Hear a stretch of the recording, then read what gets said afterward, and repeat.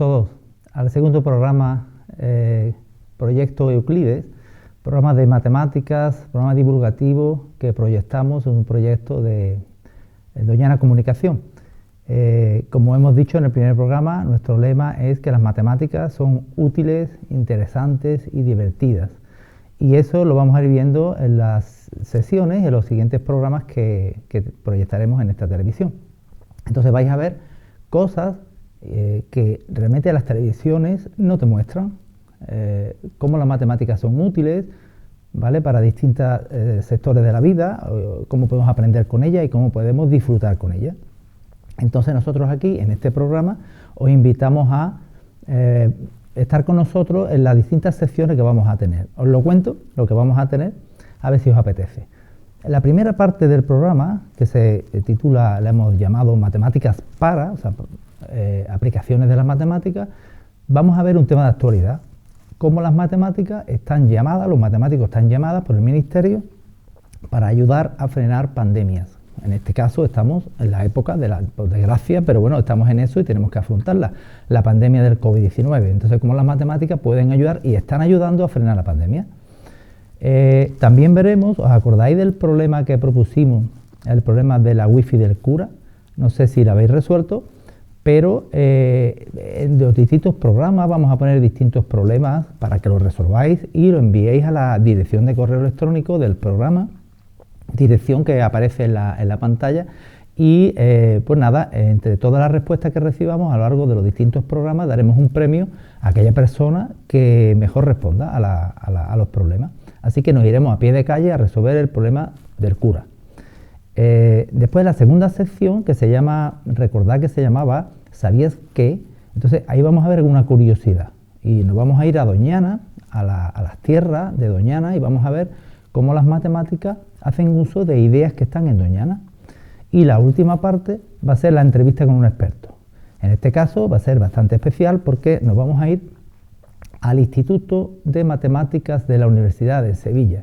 Es uno de los centros de investigación de matemática más importantes de Europa, tiene un reconocido prestigio, y vamos a conversar con su director, el profesor y bastantes veces premiado, doctor Emilio Carrizosa. Así que os invito a todos a pasear por las matemáticas y a conocer un poco más, tener un poco más de cultura científica y de cultura matemática. Vamos entonces con la primera sección, Matemáticas para.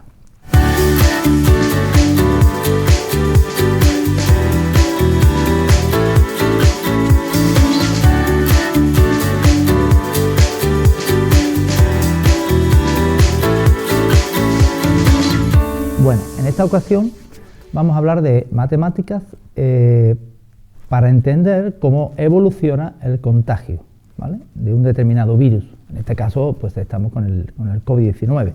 Entonces, como decía, el Ministerio Español hizo un llamamiento al principio de la pandemia para que los matemáticos pusieran sus herramientas para parar esta pandemia o para ayudar a lo que fuera posible. Básicamente, lo que se oye son dos conceptos. Uno, crecimiento exponencial del número de contagios, y otro concepto matemático que se une es modelado. Se modela, ¿vale?, se aproxima entonces cómo va a funcionar el número de contagios, cómo va a ir la curva famosa, la curva de crecimiento de contagio. Se puede modelar con herramientas matemáticas. No solamente eso, sino cómo se puede modelar cómo puede ir una persona, le puede ir afectando, digamos, la enfermedad. De manera que estamos viendo que esta pandemia, la única forma de pararla es usando la ciencia, bien sea la vacuna o bien sea, en este caso, las matemáticas, para entender cómo evoluciona, intentar lo que se dice que es aplanar la curva. Así que la idea básica de todo, como aparece en esta transparencia, es vamos a tener una curva de número de nuevos contagios y la idea es lo que se dice aplanar la curva. ¿Por qué aplanar la curva? Pues la idea es porque lo que no se quiere es que toda la gente se infecte a la vez y se colapse el sistema sanitario, ¿vale? Esa es la clave. Entonces, lo que vamos a intentar aquí es exponer el concepto que hay detrás de crecimiento exponencial, que es un concepto matemático.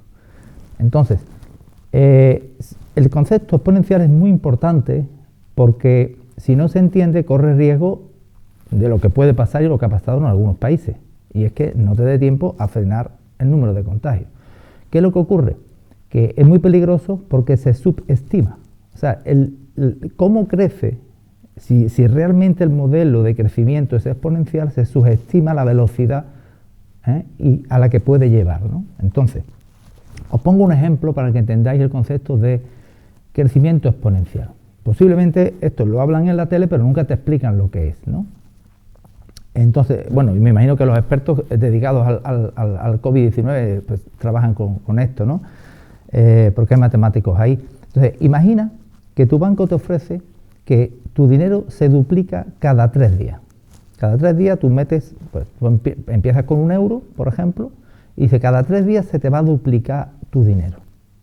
La pregunta es, ¿cuánto tiempo crees que tardarás en ser millonario, en llegar al 1.000.000 de euros? Empiezas con 1 euro y cada 3 días se duplica. ¿Cuánto crees? Bueno, pues la verdad, os pongo la solución. En 2 meses serías millonario. Y es sorprendente que solo poniendo 1 euro a los 2 meses seas millonario. Y aquí están las cuentas. Bueno, si tú tienes 60 días, como se te duplica cada 3 días, entonces tienes una duplicación 20 veces, ¿vale? 60 entre 3. Por tanto sería 2 por 2 por 2 por 2, fíjate, hasta 20 veces. Si hacemos la cuenta, eso sale más de 1.000.000 de euros. De manera que en 2 meses serías millonario. Pero es que si le sumas otros 30 días más, si tienes un mes más invirtiendo, habrías ganado más de 1.000 millones de euros. Y en un año aparece ahí una cifra que yo no puedo ni pronunciarla. Entonces, ¿qué ocurre? Que es sorprendente y la mayoría de la gente no entiende esto. Piensa, se confía, cuando ve un crecimiento exponencial, se confía y no es capaz de imaginar con qué velocidad puede crecer y lo peligroso que es.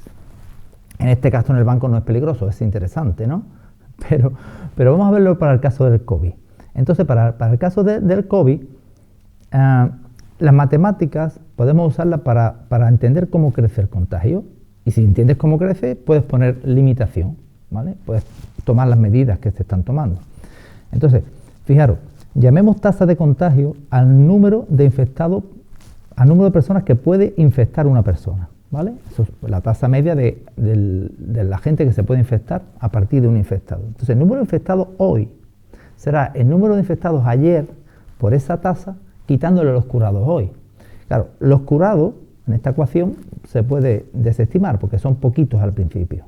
De manera que tenemos una idea geométrica como la que aparece en este gráfico, y es que si la tasa es 2, o sea, si cada persona contagia a 2, imagínate, ¿qué ocurre? Pues en 4 días, fijaros cómo está esa figura ahí, ¿vale? De uno contagia a 2, de otro contagia a 2, etcétera, y aparece esta estructura, y al final, en 4 días tienes 31 infectados. Bueno, no son muchos, pero es que en 20 días tienes más de 1.000.000. El problema es que al principio crece poco y después crece muchísimo. Entonces, la idea es que no llegues a ese punto donde crece muchísimo. Bien, entonces el modelo exponencial es realmente lo que tenemos en el caso COVID y por eso hay que tener mucho cuidado. La idea es que la velocidad de contagio aumente mucho. Entonces, una propiedad que si no conoces esto, pues como decimos vulgarmente, pues te va a pillar el toro. Entonces, ese es el concepto que hay que tener en cuenta. Y además, lo podemos ver en la llamada famosa ola las olas de la pandemia, ¿no? Que hemos visto que sube muy rápida, pero baja muy rápida. O sea, igual que sube a la misma velocidad que baja, ¿vale? Porque ya cuando la gente pues empieza a curarse, ya hay menos personas infectadas y ya lógicamente se difunde la enfermedad con menos velocidad.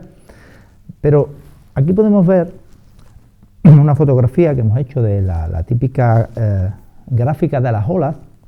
La primera ola de marzo es chiquitita, la segunda ola fue mayor, y fijaros cómo crece exponencialmente la segunda ola, y la tercera, que ahora va bajando, pues resulta que crece y con la misma velocidad baja. Entonces, ¿dónde está la clave? ¿Qué es lo que dicen las matemáticas? Las matemáticas lo que te dicen, en este caso, es que tengas cuidado, porque si un crecimiento de pandemia es exponencial, tienes que tomar la medida antes de que empiece a crecer con velocidad incontrolable. Esa es la idea. Porque si crece como en este gráfico muestra, de una forma incontrolable, y no pones medidas, como estamos viendo, en 60 días tienes 1 millón, ¿no? Entonces hay que tener cuidado, porque si tienes 1 millón en Madrid y tienes 1 millón en Barcelona y en ciudades grandes, pues pasa realmente lo que está pasando y lo que ha pasado en muchos países. En otros países donde tomaron medidas al principio del crecimiento, el caso de los países orientales, China, Corea, etcétera, ahí no subió tanto. Entonces, ¿cuál es la clave? La clave es no demorar el establecimiento de las medidas. Eso te dice las matemáticas, no demores, porque cuando el crecimiento sube como si fuera una pendiente vertical, ahí es incontrolable y, como aparece en este gráfico, si el límite de camas, digamos, lo supera el número de contagiados, entramos en un problema. De manera que hay que entender bien este crecimiento exponencial para saber en qué día poner las medidas de aislamiento, ¿vale? Y todas las medidas que conocemos. Así que la clave estaría, oye, ¿cómo sé yo? Cuando yo voy punteando los nuevos infectados y yo miro la gráfica, ¿cómo sé yo que es exponencial? Y si es exponencial no puedo jugar con él. Bueno, pues las matemáticas te lo dicen con una herramienta muy sencilla. En los colegios te enseñan lo que son los logaritmos. Que uno dice, bueno, ¿para qué sirven los logaritmos, ¿no? En el instituto. Los estudiantes dicen, ¿para qué me voy a encontrar yo un logaritmo en mi vida? Pues no, te los vas a encontrar a lo mejor, pero oye, si quieres entender cómo se usan las matemáticas para esto, por ejemplo, pues resulta que el logaritmo es lo que se dice la función inversa, o sea, que hace la operación contraria a la exponencial.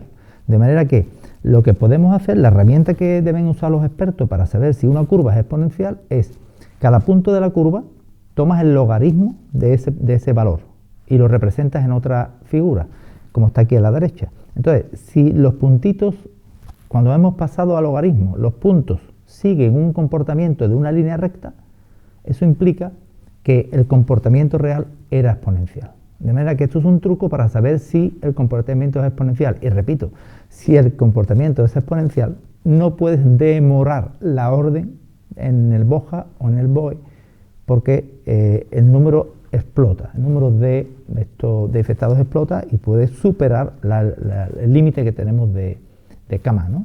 Entonces, esa es la clave. Y eso es lo que utilizan los expertos para tomar las medidas.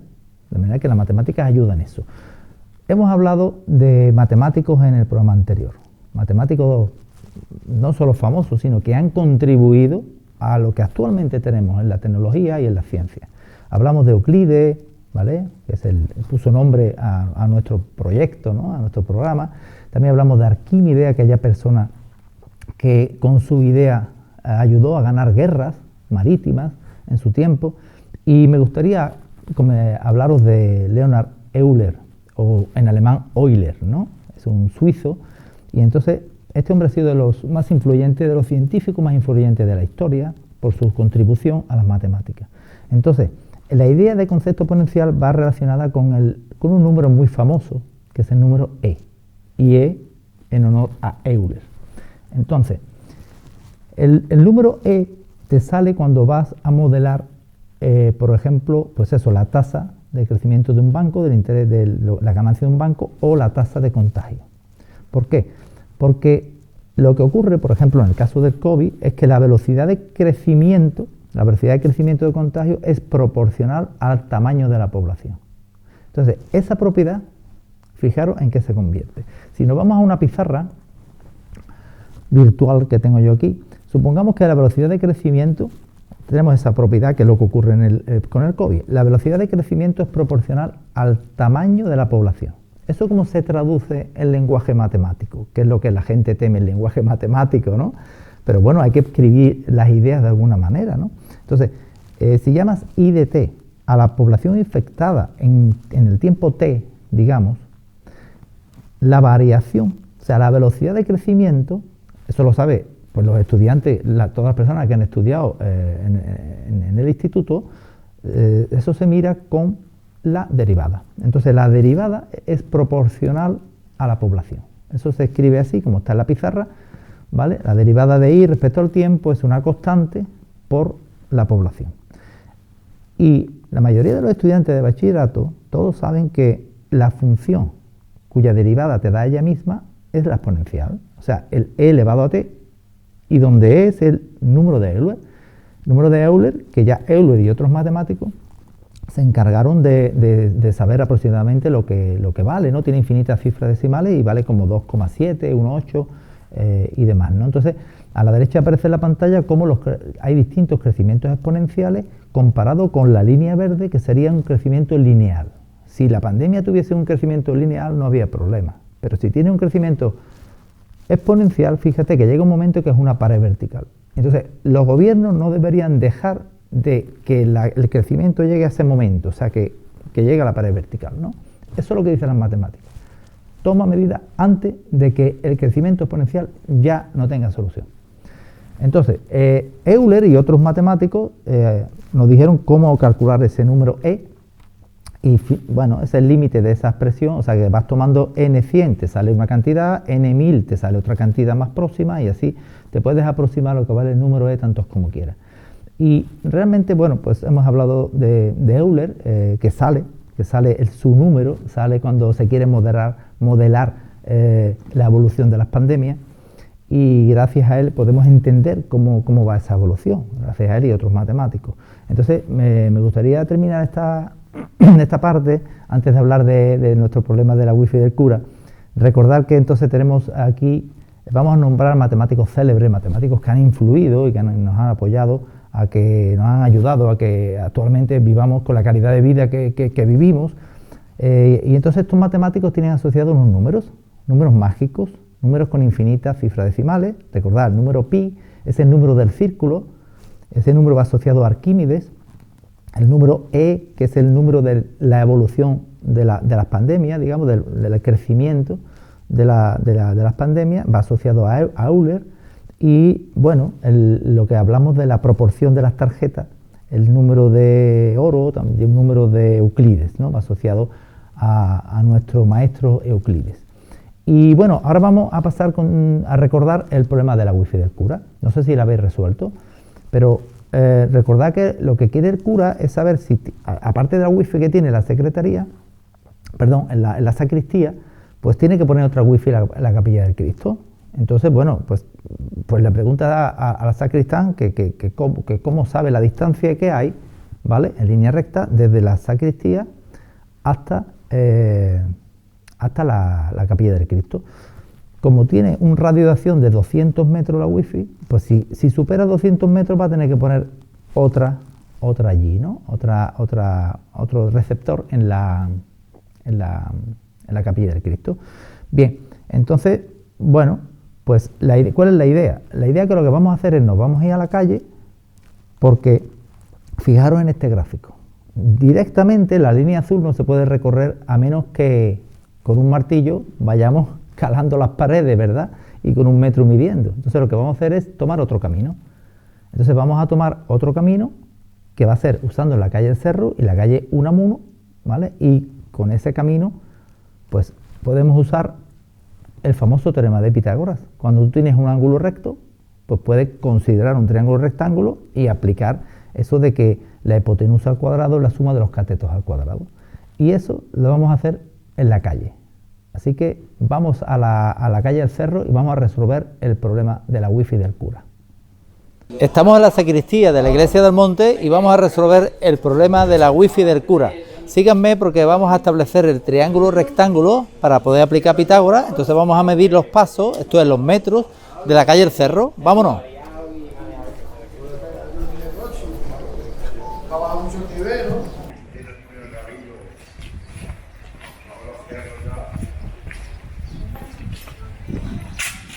Ahora estamos en la esquina de la calle del Cerro con la calle Unamuno. Lo importante para establecer el triángulo rectángulo es que la esquina sea recta. Como vemos, la esquina es totalmente recta, entonces vamos ahora a medir el otro cateto, desde aquí a la iglesia del Cristo.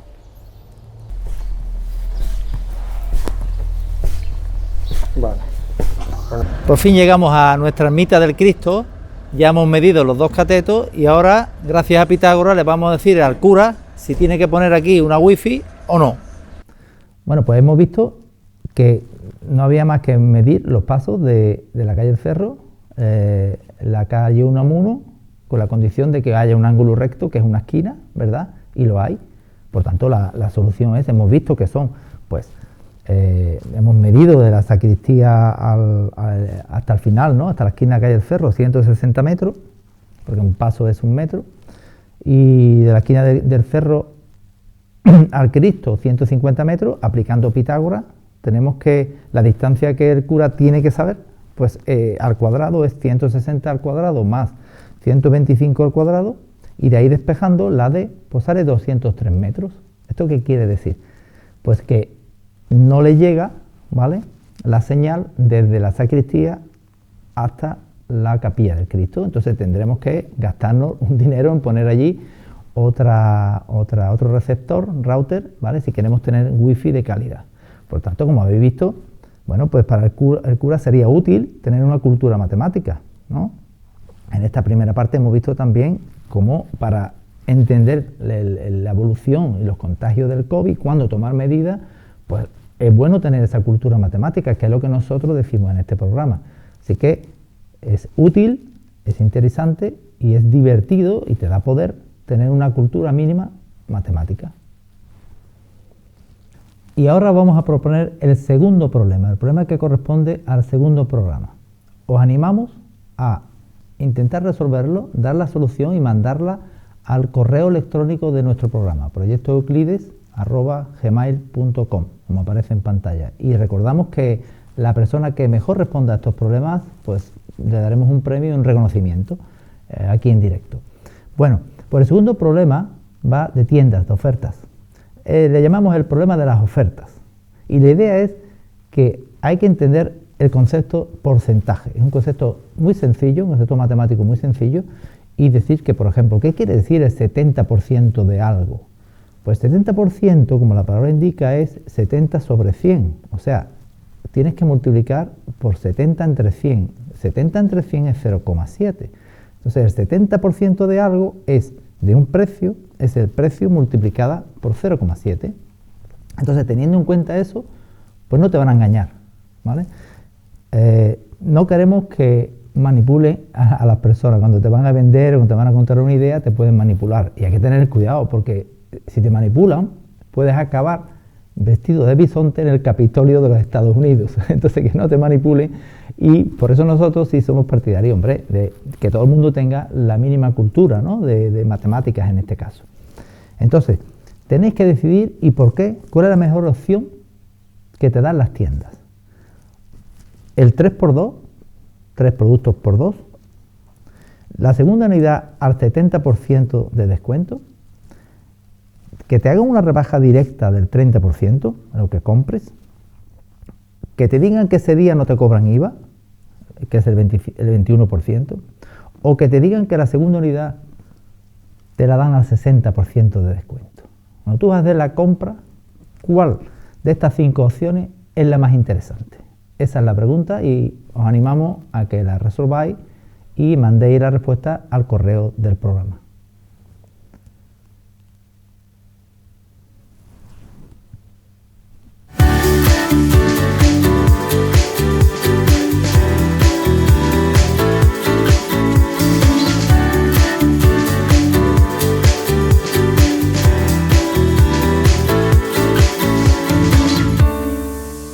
Hola, aquí estamos en la sección ¿Sabías qué?, del proyecto Euclides, programa de Doñana Comunicación para todos vosotros.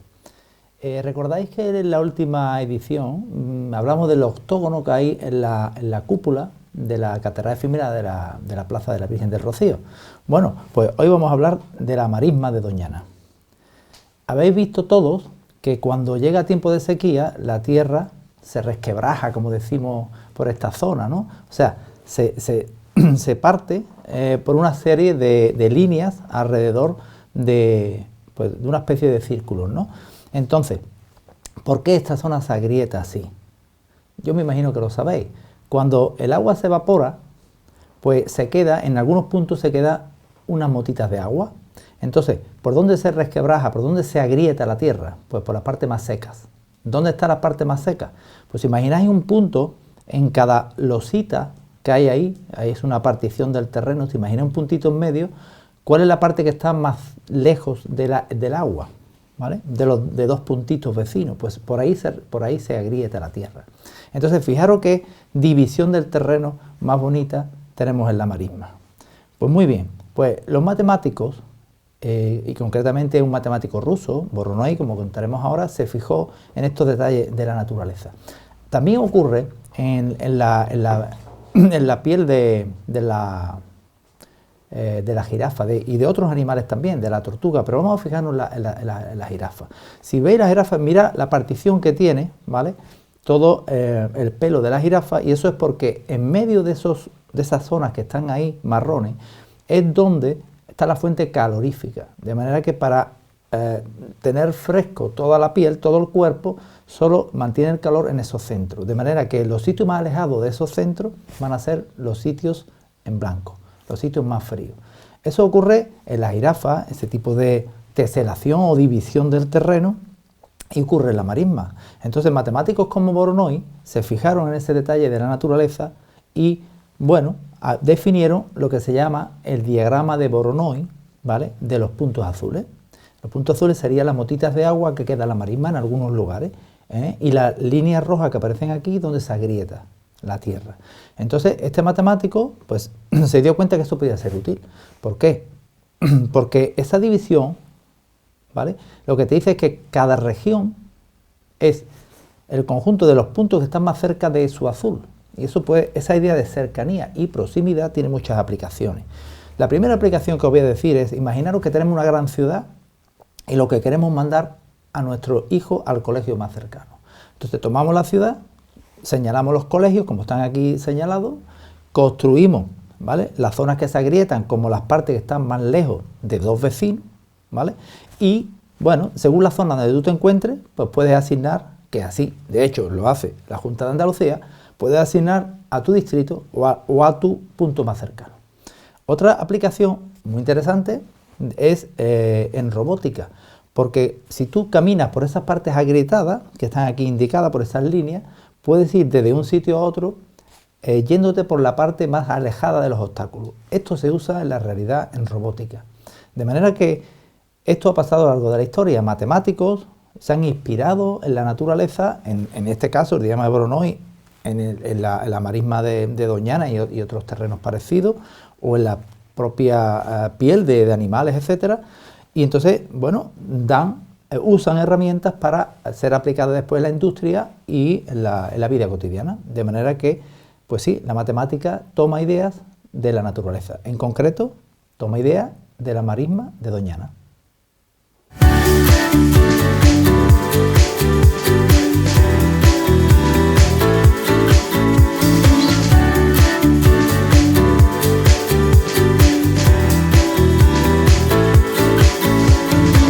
Hola amigos, hoy estamos aquí en el proyecto Euclides y vamos a visitar el Instituto de Matemáticas de la Universidad de Sevilla. Es un instituto de bastante prestigio donde se reúnen matemáticos y matemáticas y se proyecta la investigación matemática al mundo. Así que vamos a entrevistar un ratito al director de este centro de investigación y vamos a ver qué actividades y qué importancia tiene este instituto para la ciencia y para la tecnología en general.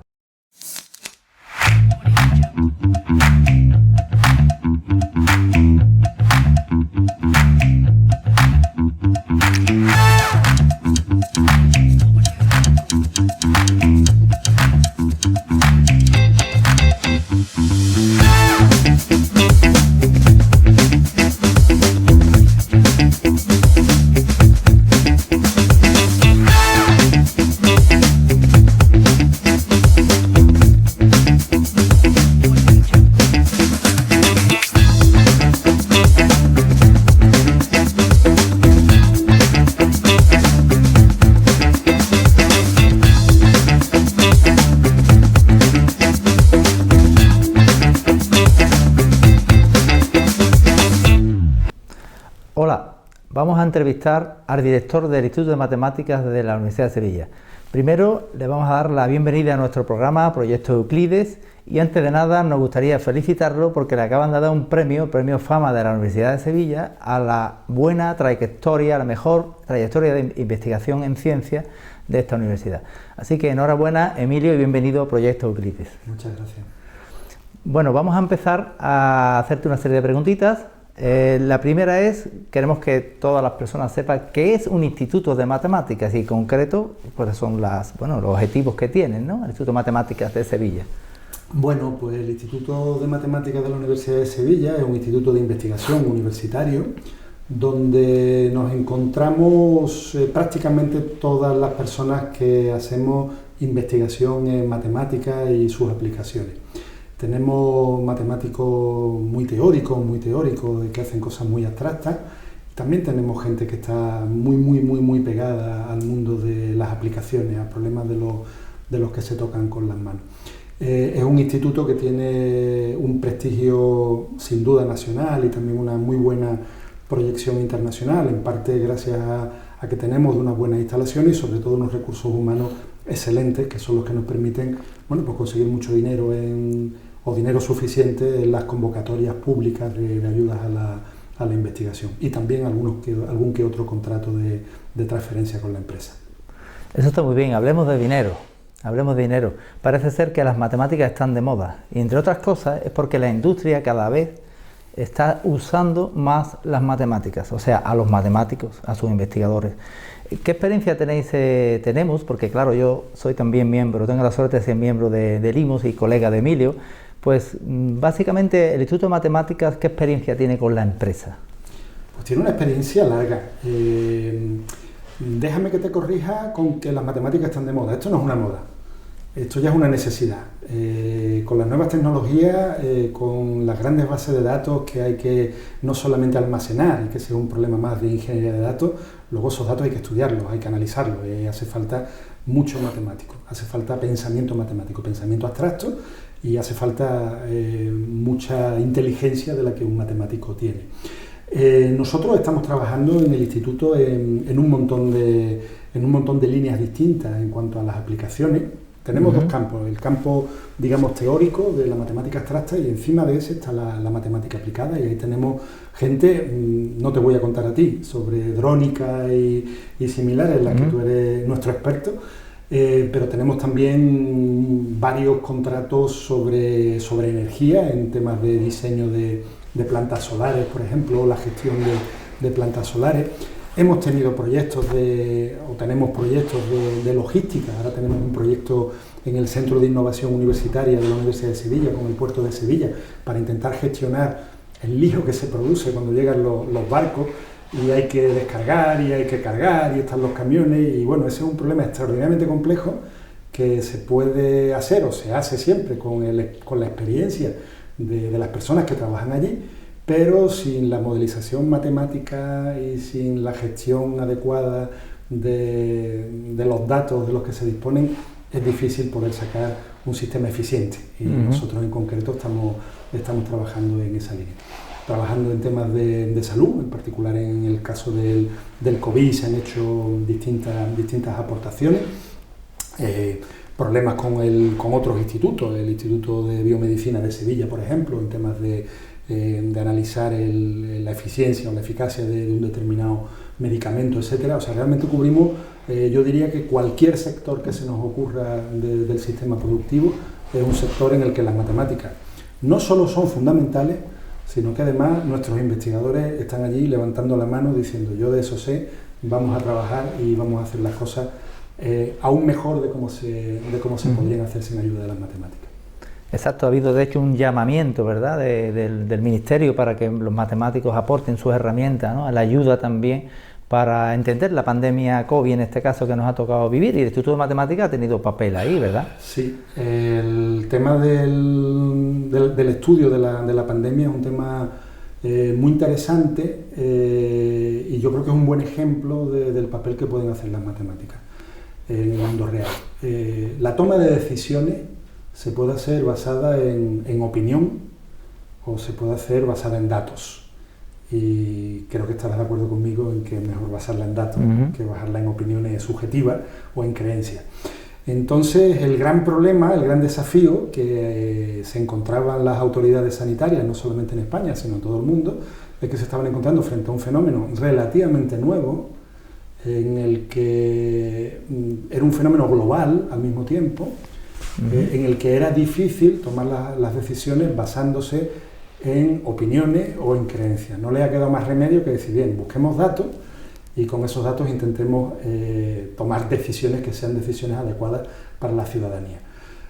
¿Cuál ha sido el problema? ¿O por qué los matemáticos no han brillado tanto como deberían en este caso? Pues porque los datos que había en la sociedad y en concreto el sistema público español y de otros países pues no estaba preparado en cuanto a la calidad de los datos para poder hacer este estudio de una manera eficiente. A pesar de eso, el Instituto de Matemáticas de la Universidad de Sevilla, sus investigadores han estado trabajando en la construcción de modelos para predecir, por ejemplo, cuál podría ser la incidencia de un periodo de confinamiento duro y las consecuencias, quitando las económicas que van aparte, las consecuencias eran evidentes. Con un confinamiento duro bajaba enormemente la cifra de personas infectadas y por lo tanto de posibles fallecidos, y hemos estado también creando modelos a futuro de hacer predicciones cortas que son importantísimas, porque cuando en los picos de la pandemia, cuando están las UCI están saturadas, es importantísimo el predecir cuál va a ser el input, cuál va a ser el número de personas que te van a llegar a esta UCI en una semana.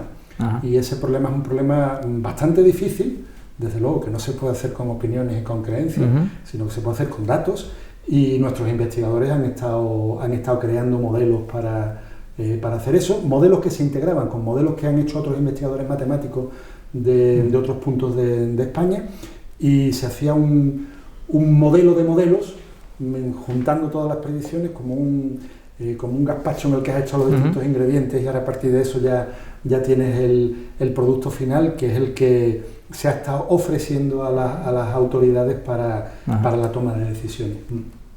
Muy bien, muy interesante. Nosotros en nuestro programa Proyecto Euclide pensamos, y así lo defendemos, que las matemáticas nos hacen más fuertes a toda la sociedad y más felices, ¿no? Tú como investigador, con tu trayectoria investigadora y catedrático de matemáticas, pues te quería comentar, tenemos nuestro logo en el programa, U más I más D, que proviene de la palabra de nuestro mentor, el maestro, como yo le llamo, Euclides.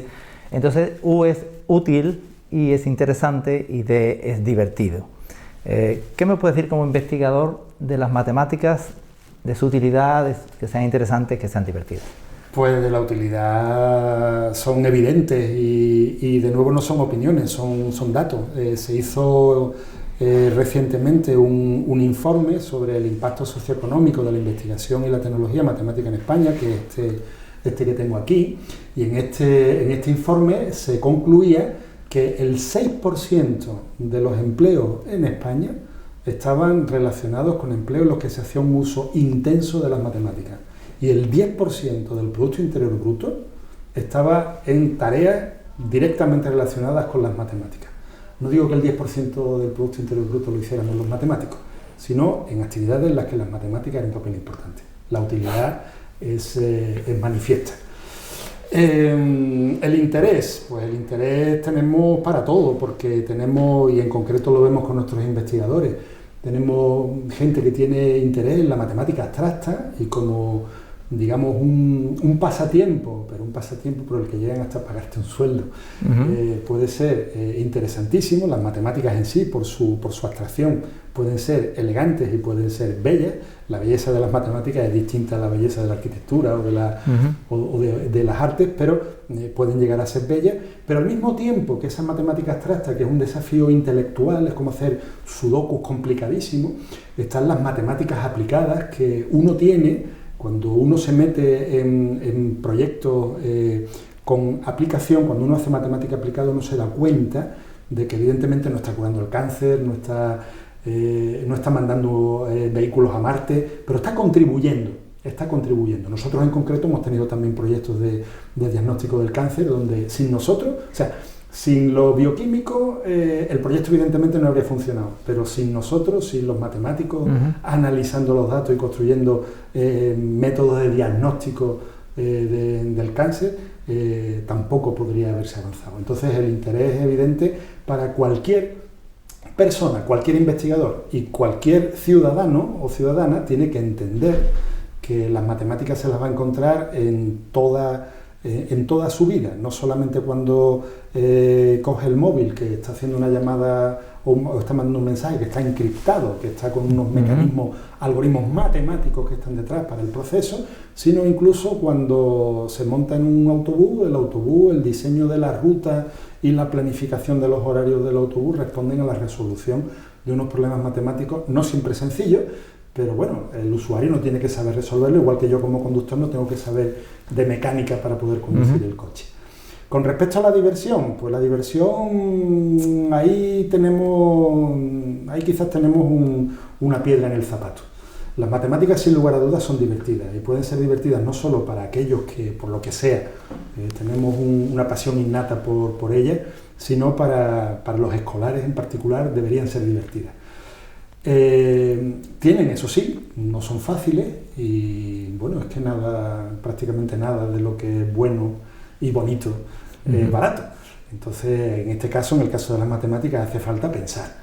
Y pensar supone, bueno, pues un ejercicio y un esfuerzo, que igual no siempre resulta agradable, pero vencido el primer obstáculo es como el que empieza a ir al gimnasio. El que no va nunca, se le hace un mundo. Cuando uno ya va al gimnasio con una cierta regularidad, encuentra el placer en hacer esa gimnasia. Bueno, pues esta gimnasia debe ser divertida y puede serlo, sobre todo cuando se conecta bien con el mundo real. Desgraciadamente tenemos un problema en la formación de la ciudadanía, no estoy hablando de nuestros universitarios, que ahí el tema yo creo que está razonablemente bien, de la ciudadanía, y estoy hablando de los niveles de primaria, secundaria y bachillerato, en los cuales tenemos por un lado unos currículos, unos temarios que están demasiado orientados a la mecanización. Yo no necesito saber hacer raíces cuadradas en un papel, yo no necesito eso. Yo necesito saber para qué sirve la raíz cuadrada. Y lo del calcular, factorizar para calcular el máximo común divisor o el mínimo común múltiplo, eso yo tengo que saber qué finalidad tiene, qué interés tiene o para qué me puede a mí servir el conocer un número primo muy grande, por ejemplo. Y desgraciadamente los temarios de primaria y secundaria no siempre están orientados en esa dirección. No hablemos de la estadística. La estadística es fundamental porque luego sale cualquier dirigente o aspirante a dirigente con un cartel en la tele, con unos gráficos que no tienen pies ni cabeza, pero si la ciudadanía no tiene la mínima base de estadística, no va a ser capaz de entenderlo e igual le compra ese mensaje fake a la persona que está intentando seducirlo para conseguir su voto. Entonces, eso necesita en particular una predisposición de la sociedad que poco a poco se va ganando, pero al mismo tiempo se necesita que el profesorado de primaria, de secundaria, de bachillerato consiga, seguramente con unos programas diferentes, conectar las matemáticas, quitarse de la mecanización y meterse en que las matemáticas son, a fin de cuentas, pensar como la filosofía, pero con una herramienta distinta, que es con un lenguaje universal, que todos los matemáticos entendemos, aunque el matemático esté escribiendo en chino, pero las matemáticas van a ser exactamente la misma. Sí, pues muy bien, pues coincidimos perfectamente, Emilio. Pues precisamente has dado en la clave y última parte que queríamos comentar, es simplemente que, bueno, le perdamos el miedo a las matemáticas, ¿verdad? Los estudiantes de distintos niveles educativos le pierdan el miedo porque realmente vale la pena conocer lo que llamamos una cultura mínima de matemáticas, entre otras cosas, pues para que no nos manipule.